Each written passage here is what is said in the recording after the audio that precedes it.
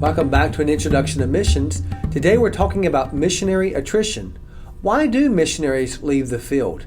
Well, you'll find today that there are some natural reasons why missionaries leave the field and go back to their host country, and then there are some negative reasons why missionaries leave and return back home.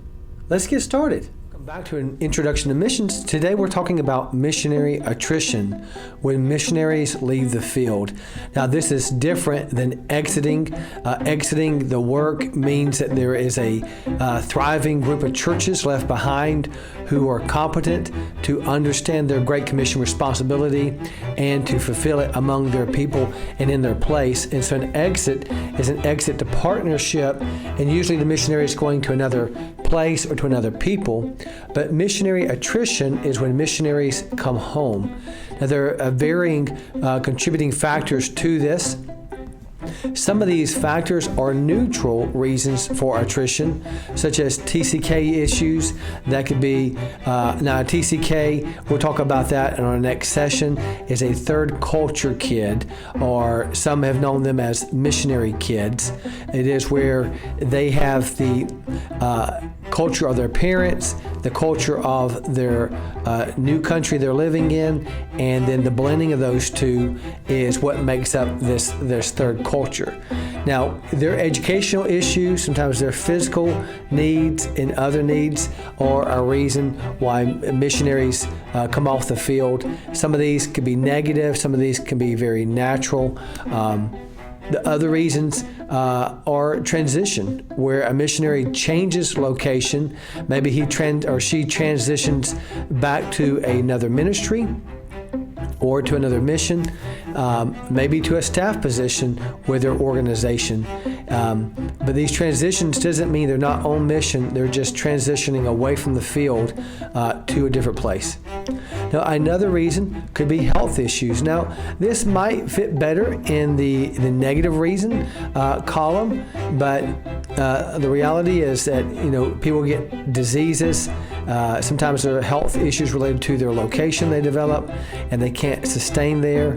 But that's another reason why people come back from the field.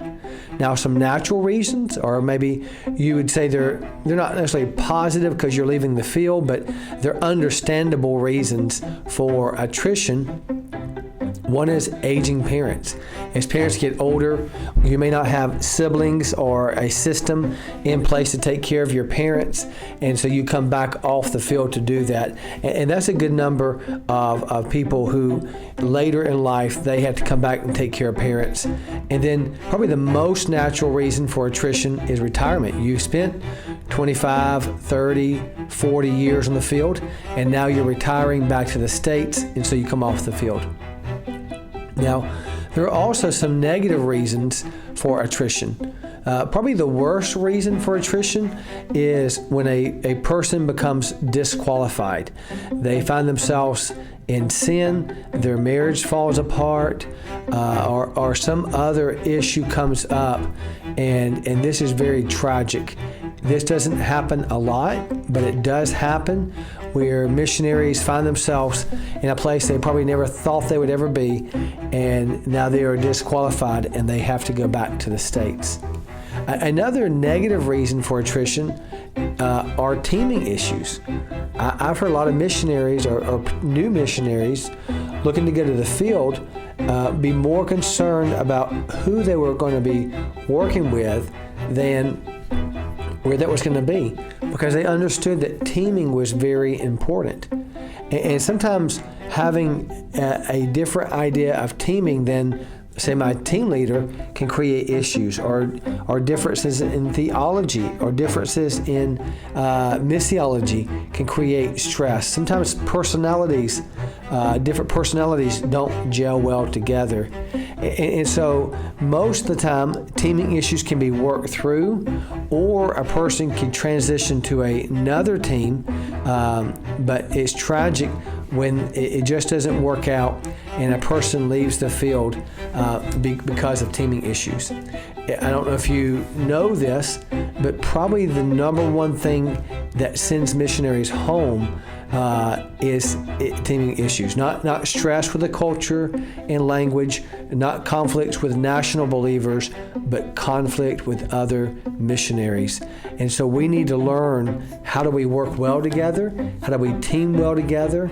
The way you team when you first go will change over time as you gain confidence and competence, and as you take on a role in leadership. And so there's a shifting thing there. So it's not static in how it always is. And different personalities, you know, when you see people in high stress situations, they may act differently than you've known them to act before, and it can be very difficult. But it need not send people home, but unfortunately it does. Now, one of the things that we need are different relationships with 3 different types of people that will help us stay on the field longer. The first relational need that you have is you need a mentor. You need someone so you know how to do life and to do work. You need someone, and they may not be years ahead of you. They could even be younger than you. They just may be one step ahead of you that can help you know how to do life and work, how to function, how to enjoy yourself there, and what do you do and how do you do this. I remember when we were in South Asia, I had a great supervisor who was very competent in the work, but he realized that my role was a very unique role in who I was trying to train and what goals we had. And so he said, here are 2 other guys you should reach out to who are doing exactly what you're doing, and they would help you understand this role better.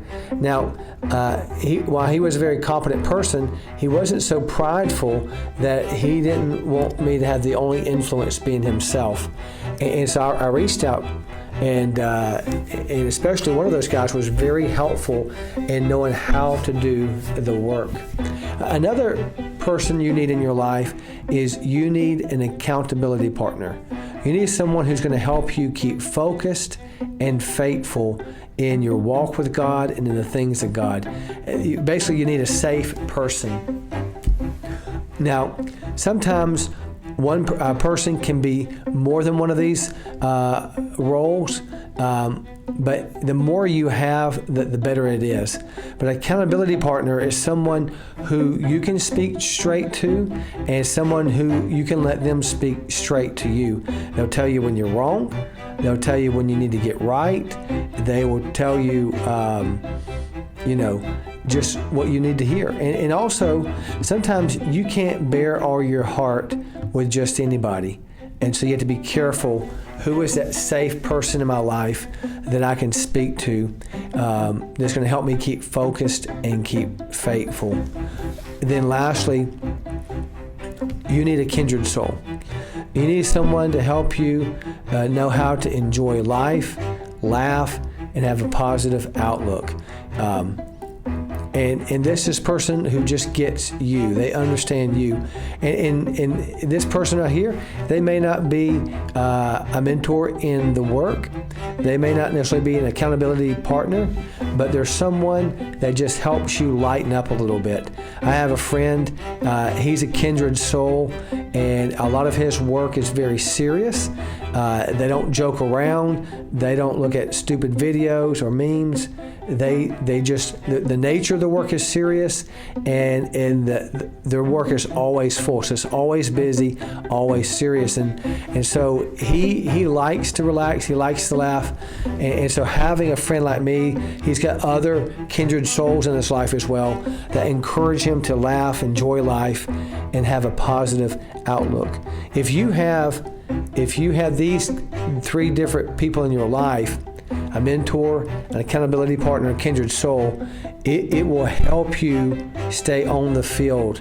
I remember a guy I was relating to. I was kind of like a mentor to him. I was not a supervisor, but I encouraged him in how to do the work a little bit. Somewhat of a kindred soul, to laugh and just have a sense of humor. And they were looking at leaving the field. They had some issues, and they thought they were self-starters, and they were in a more isolated role. And they realized that we are not wired for this. We need to be more around a team who can give us more direction. And they were just like, we're just going to leave the field. And they were within a few months of their stateside time, which would have given them 6 months back in the States. And I just tried to encourage them. I said, stay on the field, go on stateside, because at least you'll have 6 months to think about life and your call and the work. And I said, 2 months back in the States, you'll be wanting to come back. And if you decide not to come back, you've got 6 months to look for a job while you're still getting a salary. Well, because they just were looking to make a quick decision, they decided not to come back. They decided to leave early. And sure enough, about 2 months back in the States, they said, we want to come back. But they'd already left, quit their job, and the pathway back was too difficult. And so as far as I know, I don't believe they ever made it back to the field.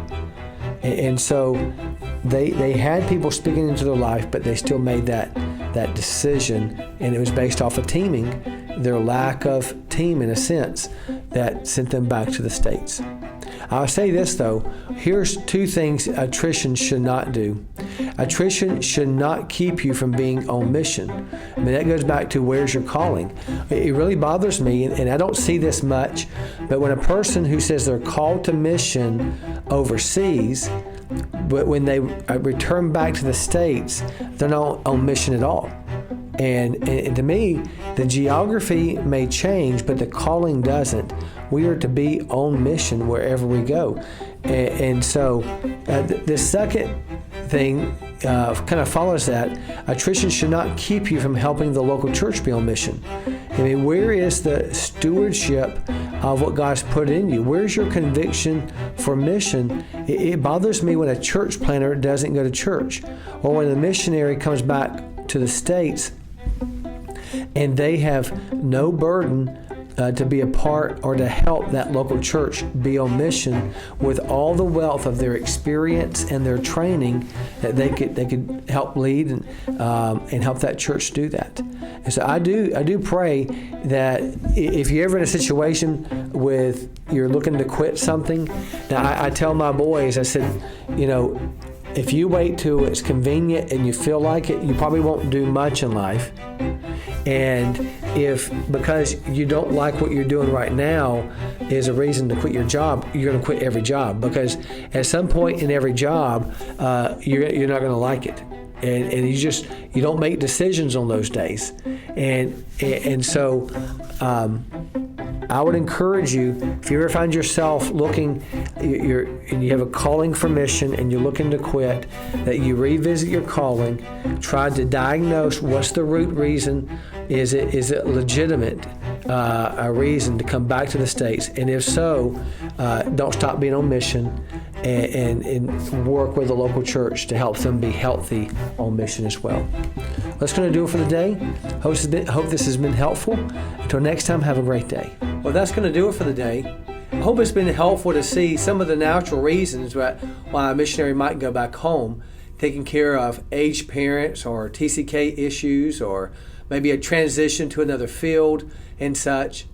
And these negative reasons why a missionary may leave, some of these can be addressed and some of these can't be addressed while on the field. But the one thing I hope you saw today is whether a missionary stays long-term or comes back, is that calling to be on mission cross-culturally should never leave them. Wherever they are God's ambassadors, God's witnesses to take the gospel to the ends of the earth. That's going to do it for the day. Until next time, have a great day.